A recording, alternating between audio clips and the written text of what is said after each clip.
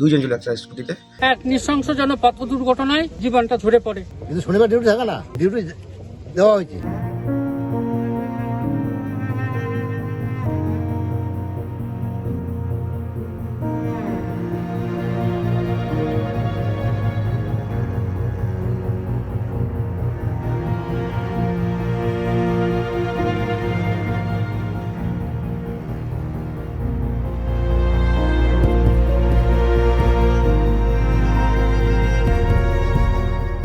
আমাদের দপ্তরের data entry operator Shampa রায় আজকে এসআই ডিউটি করতে ময়নাগুড়ি যাচ্ছিলেন।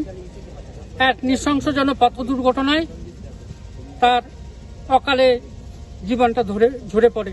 কোথায় হলো এরকম দুর্ঘটনা? 10 দরগা বটতলাতে। কজন ছিল? দুজন ছিল, আরেকজন বিএসকে এর একজন দিদি ছিল।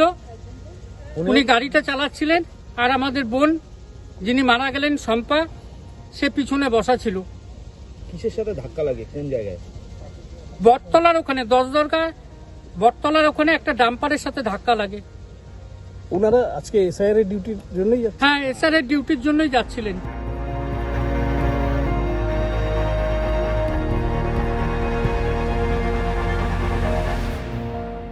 এখন এসআইআর এর হেয়ারিং এর ডিউটি করে ময়নাগুড়ি। কোথায়? ময়নাগুড়ি বিডিও অফিস ওখানে। তারপর এখন ওখান থেকে বাড়ি থেকে যখন বেরোয় সকালে মোটামুটি 9:30টার দিকে, আসার সময় 10 দরগা পার করে ওখানে পিছন পাশে আমাদের ডাম্পারকে লাগাই দিয়েছে। কয়জন ছিল? দুইজন ছিল একটা স্কুটিতে। আরেকজন কি? 10তলা হসপিটালে অ্যাডমিট আছে। কি নাম আরেকজনের? নাম পায়েল রয়। ওনার নাম? উনার কিসের ডিউটি? ওনারও সেম ডিউটি ছিল ফুড অফিসে। তো তোমার হচ্ছে এসআইআর এর ওনার এসআইআর হিয়ারিং। হ্যাঁ। তারপর উনি এখন আপাতত 10তলা আইসি রুমে অ্যাডমিট আছে। ওনার আপাতত চিকিৎসা চলছে। বলবো এটাই যে এরকম যে মারছে, যে গাড়িটা অ্যাক্সিডেন্ট করছে সেই গাড়িটা যেন ধরা পড়ে শাস্তি পায়, এটুকুই আমি আবেদন সরকারের কাছে। এটা হতো না এত দূর না।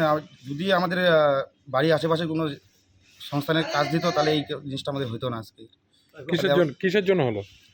এই অবশ্যই এসআইআর জন্য, যে ডিউটি পড়ছিল তার জন্য এত দূরে যাচ্ছে।